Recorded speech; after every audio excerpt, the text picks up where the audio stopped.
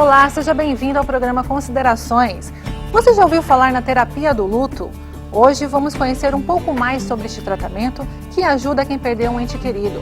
E para falar sobre este assunto, trouxemos a psicóloga Ludmila de Moura, que já está no estúdio nos aguardando. Mas antes, acompanhe comigo uma reportagem. A dor de perder uma pessoa querida é quase insuportável. Dona Creuza sabe muito bem o que isso significa. Em 1991, ela perdeu um filho vítima de acidente de trânsito. Paulo César, de 23 anos, conduziu a motocicleta e chocou-se contra o meio-fio. Ele foi levado em estado grave ao hospital. O jovem foi submetido à cirurgia, mas morreu uma semana depois. A mãe, inconformada, ficou depressiva. Foi muito difícil. Para a mãe é difícil mesmo, a mãe perder um filho. Você perde tudo na vida, mas o sentimento de um filho é uma parte da gente. Então eu fui no fundo do poço mesmo. Eu só chorava, né? E aí não trabalhava, e o outro precisava de mim, né? Mas aí eu me encontrei na minha igreja que eu consegui apoio. 2 anos após o falecimento do filho, Dona Creuza teve que enfrentar mais uma grande perda. O esposo, que sofria de problemas cardíacos, morreu em casa no dia 31 de dezembro de 1993. A dona de casa pensou que não teria forças para superar mais esse trauma. Eu estava recém me equilibrando. E aí quando meu marido faleceu, aí voltou tudo de novo. Aí eu fui pro fundo do poço mesmo. Porque ele era aquele companheiro, era aquele que fazia as coisas dentro de casa comigo. Ele precisava de ir pra cozinha, ele ia. Não tinha tempo ruim. Tudo que faz para fazer, ele chegava e fazia, tá? Para algumas pessoas, a religião, o apoio dos amigos e da família não são suficientes para restabelecer suas forças. Mas existem algumas alternativas. A terapia do luto, por exemplo, é uma boa opção. A terapia do luto é comum em países como Inglaterra e Estados Unidos. No Brasil, ainda é pouco conhecida. O trabalho desenvolvido por psicólogos, psiquiatras e principalmente por terapeutas contribui para a recuperação de pessoas que passaram pela terrível experiência de perder um ente querido. O principal objetivo da terapia é diminuir gradualmente a dor de quem sofre com a morte de parentes ou amigos. O profissional ajuda o paciente a compreender que a morte é um processo natural e que atinge a todos em algum momento da vida. Para algumas pessoas, a cura é mais demorada. A atriz Cissa Guimarães recorreu à terapia do luto depois do falecimento do filho de 18 anos. Rafael Mascarenhas morreu atropelado em julho de 2010. A atriz conseguiu superar a dor e retomar a vida profissional. Para ela, a terapia é de extrema importância para quem passa por perdas graves. A minha terapeuta do luto um dia, eu tentando, mas o que eu posso fazer? Então eu vou meditar mais vezes. Então, eu querendo, eu desesperada, como é que eu vou viver? Então eu vou fazer yoga agora quantas vezes? Eu vou para um mosteiro, eu vou... ela falou assim, Cissa, você está num caos que vai durar o resto da sua vida provavelmente, né? Não tenta ficar em pé, não. Tenta, no mínimo, dar uma sentadinha no caos. Então, quando você se permite ficar assim no caos, deixa, é assim que eu tô, as coisas vão criando espaços dentro de você. E eu acho que quando a gente toma uma porrada dessa na vida, se você não evoluir, cara, que pena que você que ficou. Você deveria ter ido. Porque essa maior dor do mundo te serve para evoluir. Não é nada fácil perder alguém que amamos. E no próximo bloco a gente conversa com a psicóloga Ludmila de Moura. Não saia daí, voltamos já.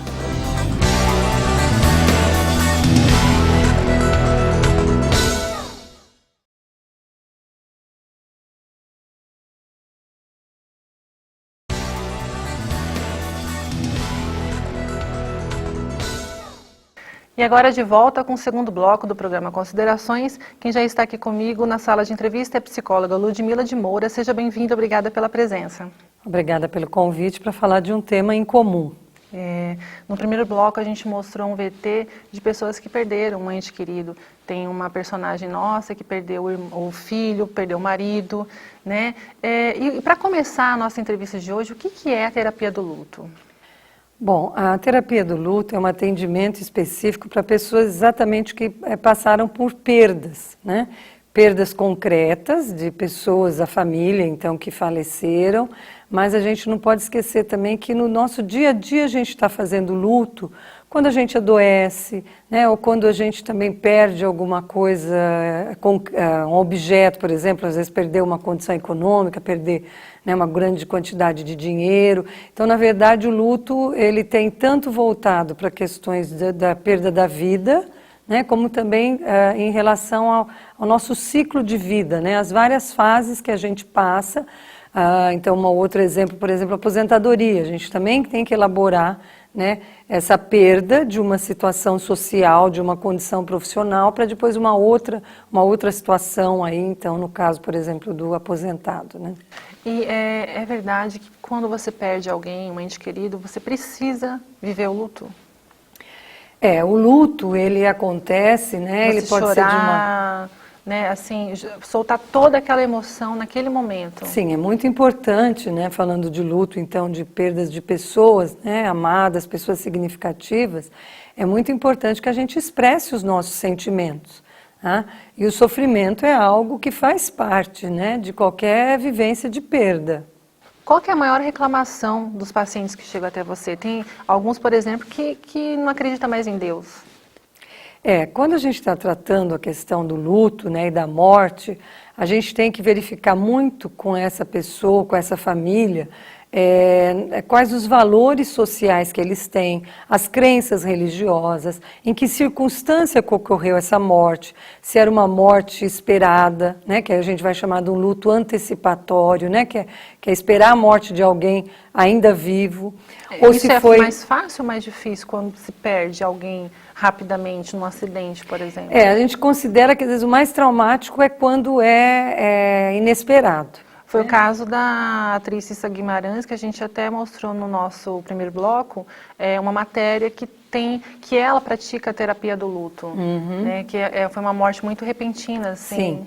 Sim, uma morte de um filho, né? Porque também a gente tem, socialmente, culturalmente, a gente espera mais que os mais velhos morram, Uma né? cronologia, né? Exatamente, o ciclo de vida, né? Os filhos a enterrarem os seus pais e não o contrário. Então, todas essas circunstâncias a gente tem que analisar e é muito importante a gente trabalhar com a família, né? E não só com uma pessoa. Lógico, às vezes se é essa pessoa que nos procura, a gente vai dar atendimento, mas a gente sempre procura trazer a família para lidar com todos esses aspectos, porque, vamos dizer assim, se eu sou uma filha, né, que perdi o pai, eu posso lidar às vezes até melhor e ajudar a minha mãe a elaborar, né, essa perda. Então é muito importante que toda a família esteja junto nesse processo. E eu ia te perguntar isso exatamente, como os familiares podem ajudar? Porque tem aquelas frases bem comuns, né?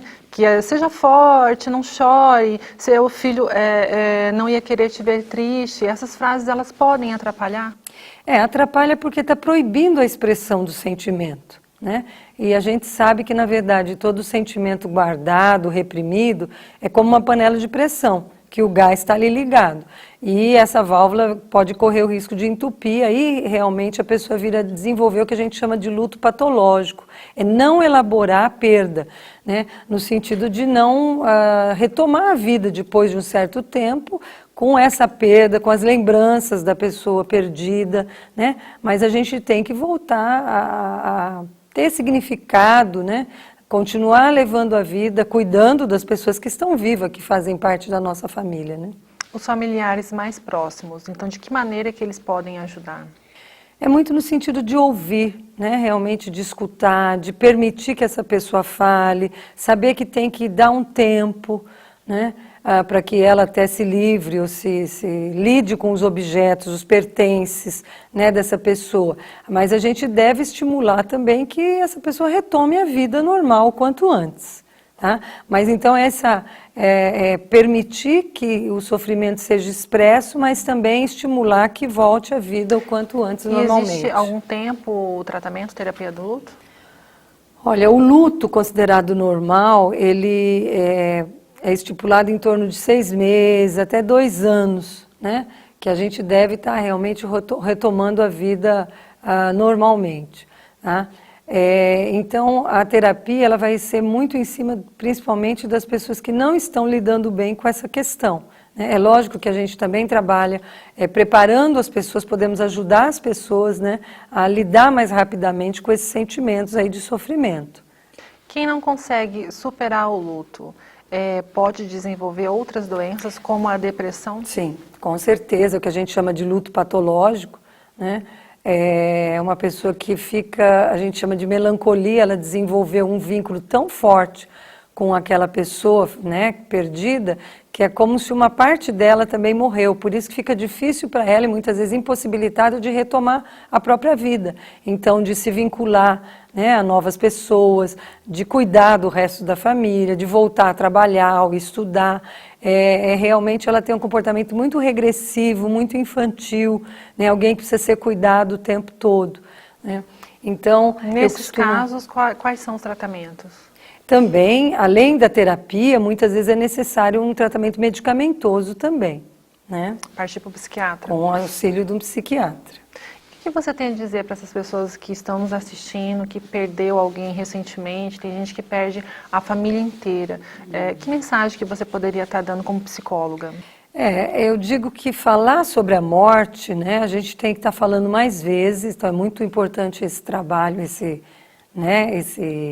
encontro nosso aqui, porque quando a gente não se esquece que a gente pode morrer a qualquer momento, a gente valoriza mais a vida, a gente lida melhor com as nossas questões do dia a dia.